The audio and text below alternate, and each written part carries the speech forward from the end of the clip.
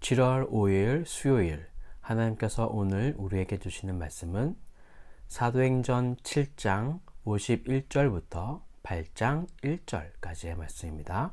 봉독하겠습니다. 목이 곧고 마음과 귀에 할례를 받지 못한 사람들아, 너희도 너희 조상과 같이 항상 성령을 거스르는도다. 너희 조상들이 선지자들 중에 누구를 박해하지 아니하였느냐? 의인이 오시리라 예고한 자들을 그들이 죽였고, 이제 너희는 그 의인을 잡아 준 자요 살인한 자가 되나니, 너희는 천사가 전한 율법을 받고도 지키지 아니하였도다 하니라. 그들이 이 말을 듣고 마음에 찔려 그를 향하여 이를 갈거늘, 스데반이 성령 충만하여 하늘을 우러러 주목하여 하나님의 영광과 및 예수께서 하나님 우편에 서신 것을 보고 말하되, 보라, 하늘이 열리고 인자가 하나님 우편에 서신 것을 보노라 한데, 그들이 큰 소리를 지르며 귀를 막고 일제히 그에게 달려들어 성 밖으로 내치고 돌로 칠세, 증인들이 옷을 벗어 사울이라 하는 청년의 발 앞에 두니라. 그들이 돌로 스데반을 치니 스데반이 부르짖어 이르되, 주 예수여, 내 영혼을 받으시옵소서 하고 무릎을 꿇고 크게 불러 이르되, 주여, 이 죄를 그들에게 돌리지 마옵소서. 이 말을 하고 자니라. 사울은 그가 죽임 당함을 마땅히 여기더라. 그날에 예루살렘에 있는 교회에 큰 박해가 있어 사도 외에는 다 유대와 사마리아 모든 땅으로 흩어지니라. 아멘. 우리는 지난 시간에 스데반 집사가 모세와 하나님을 모독한다는 유대인들의 거짓 증언에 맞서 반론과 설교했던 내용들을 살펴보았습니다. 스데반은 구약시대의 이스라엘 조상들과 지금 이스라엘 백성들과 동일시하며 계속 반론을 펼치고 있습니다. 구약시대에 하나님께 불순종했던 이스라엘 백성들을 표현했던 목이 곧은 백성이라는 표현을 이곳에서 사용하여 목이 꼿꼿하여 하늘에 계신 하나님을 바라보지 못하고 그분의 임재를 느끼지 못한다고 꾸짖고 있는 것이죠. 목이 곧은 사람들아 라는 말의 의미는 비유적인 표현으로 완고하고 고집이 센 이라는 의미를 가지고 있습니다. 참 진리를 들어도 듣지 못하고 마음으로 믿지 못하는 이스라엘 백성들을 향하여 마음과 귀에 할례 받지 못한 사람들아 라고 경고하고 있는 것입니다. 또한 성령의 일하심을 방해하는 이들이라고 경고하고 있습니다. 자신들의 조상들이 어떠한 일을 했었는지는 너무나 잘 알고 있는 유대인들이었기에 지금도 역시 자신의 조상들과 같이 불순종하고 하나님을 대적하는 일들을 하며 뉘우치지 못하고 있기에 안타까움에서 나오는 스데반의 꾸짖음이겠죠. 그리고 선지자들의 예언의 성취였던 예수 그리스도가 잡히도록 하였고 결국 그들에게 너희들이 예수를 죽였다고 강력하게 다시 한번 확인하고 있습니다. 이러한 스데반의 반론과 설교는 이스라엘 민족이 율법을 받은 선택받은 민족이었지만 그것을 따르지 않고 믿지 않고 있음을 적나라하게 말하며 교회를 핍박하는 유대인들의 마음을 찔리도록 만들었던 반론과 설교였습니다. 양심의 가책을 느끼는 것만으로는 회개라고 할 수 없겠죠. 공회에 모인 유대인들은 이 말을 듣고 양심의 가책은 있으나 회개하기는커녕 오히려 마음이 더욱더 완악해져 버렸습니다. 성령이 하시는 일 중에 하나가 바로 우리 마음에 하나님의 말씀을 알려주시는 것이지 않겠습니까?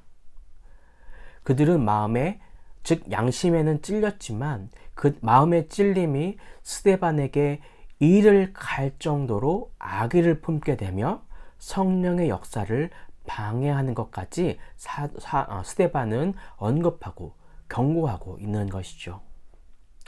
스데반의 설교는 어느 것 하나 부족함이 없는 사실에 의거한 설교였습니다. 우리가 설교를 들을 때 아무리 좋은 설교를 들을지라도 그것을 받는 사람의 마음이 어떠한가에 따라서 결과도 전혀 다른 결과를 가져옴을 깨닫게 해주는 내용이라고 생각합니다. 이후에 성령 충만했던 스데반 집사는 이런 악의적인 반응에도 전혀 두려워하지 않았습니다. 55절을 보시면 목이 곧은 백성들과 다르게 오히려 하늘을 우러러 주목하며 하나님의 영광과 예수를 바라보았습니다. 그렇기 때문에 두려움을 이길 수 있었습니다. 이제 악에 바칠 대로 바친 공회에 모여있는 양심의 가책을 느낀 유대인들은 귀를 막고 일제히 달려들어 스데반 집사를 질질 끌고 예루살렘 성 밖으로 내치고 돌로 스데반을 칩니다. 돌로 친다라는 이 단어의 헬라어 원어적인 문법은 미완료 과거형으로 스데반을 돌로 치는 이 시간이 상당히 지속되었음을 암시할 수 있는 부분입니다. 그들은 한두 번 치는 것으로 만족하지 못하고 그들의 분노가 가라앉을 때까지 연신 돌을 던졌습니다. 인간의 악한 본성이 그대로 보여지는 부분입니다.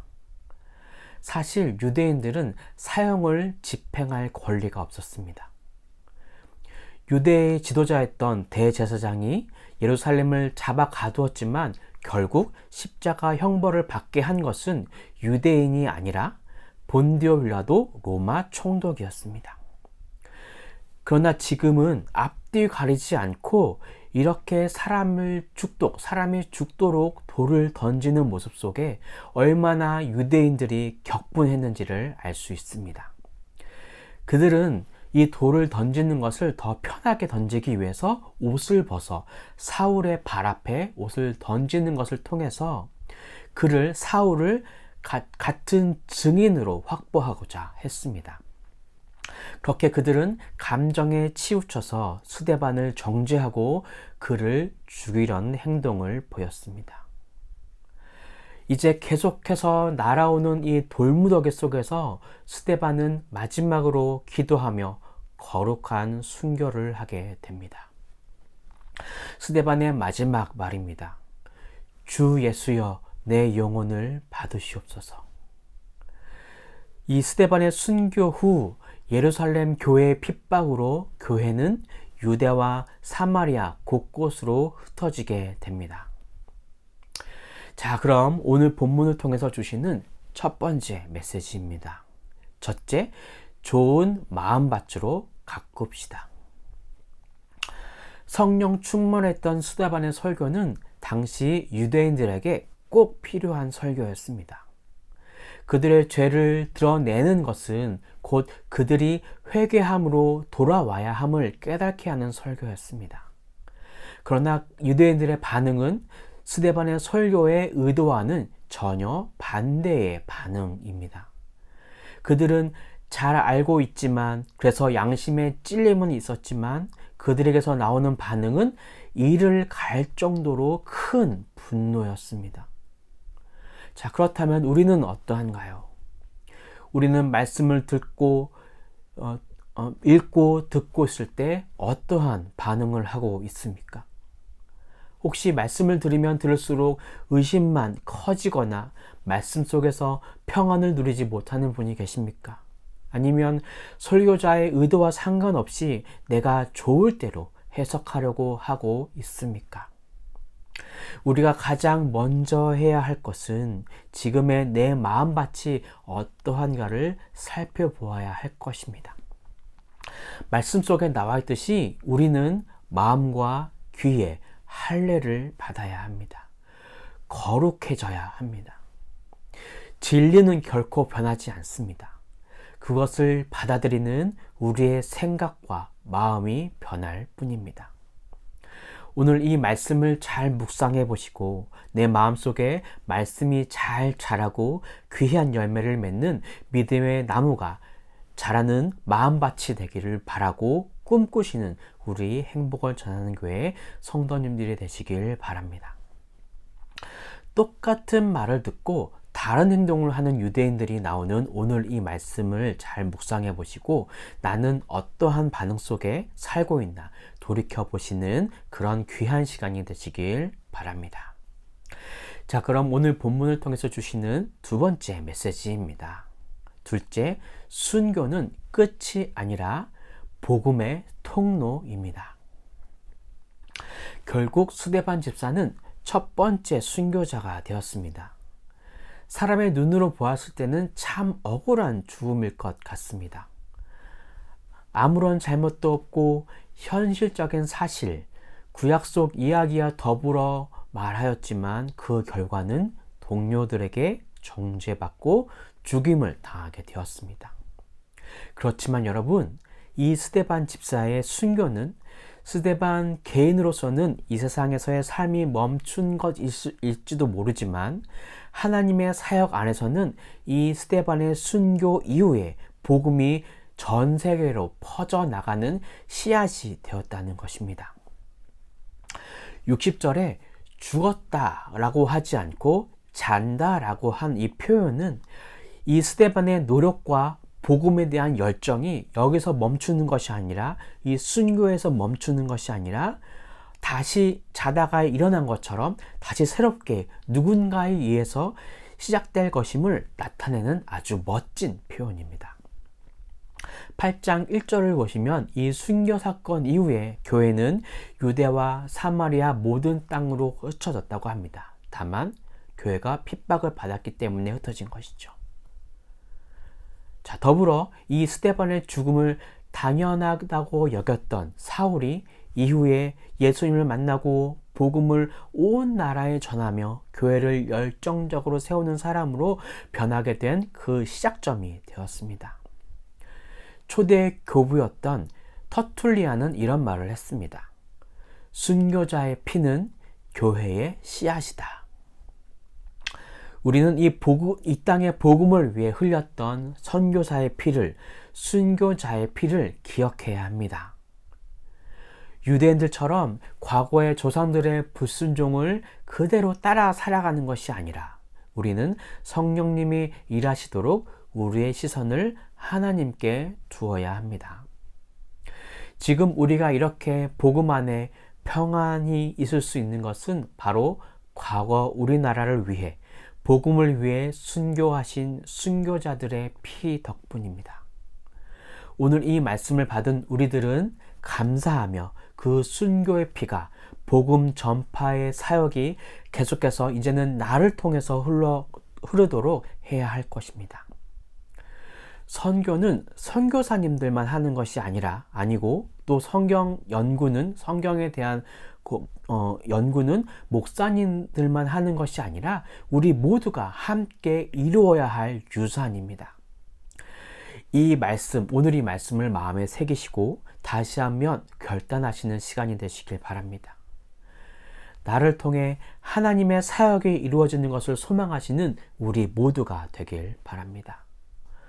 복음을 전하며 사는 거룩한 그리스도인으로 살기를 결단하시며 실천해 가시는 모든 성도님들이 되시길 바랍니다. 기도하겠습니다. 렐로 사랑과 은혜가 충만하신 주님, 오늘 이 아침 우리를 이렇게 말씀으로 다시 한번 깨우심을 너무나 감사드립니다. 하나님, 우리의 마음밭이 어떠한가 잘 돌아봐야 할 것입니다.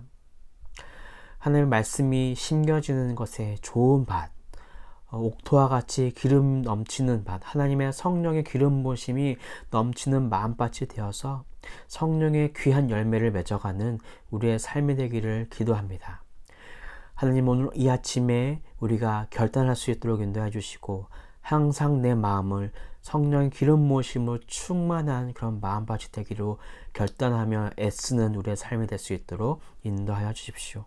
그리고 우리가 이 세상에 이렇게 복음을 누리는 것이 결국 선교사의 피로써 우리가 이렇게 주의 복음, 주의 은혜를 누리고 있는데, 이제는 우리가 그 받은 은혜를 다른 사람에게 전하는 그런 복음 전달자로서의 역할을 잘 감당할 수 있도록 우리를 사용해 주시고, 그리고 하나님께 우리의 시선을 드림으로 인해서 내가 어떠한 일을 할 것인가, 어떠한 것을 해야 할 것인가 분별하고 선택하며 나아가는 우리들의 믿음과 신앙의 삶, 신앙의 생활이 될 수 있도록 하나님 우리를 인도하여 주십시오. 그렇게 우리를 결단하게 하시고 우리를 지켜주시고 우리를 보호하실 것을 믿으며 이 모든 것을 살아계신 예수 그리스도의 이름으로 기도드립니다. 아멘.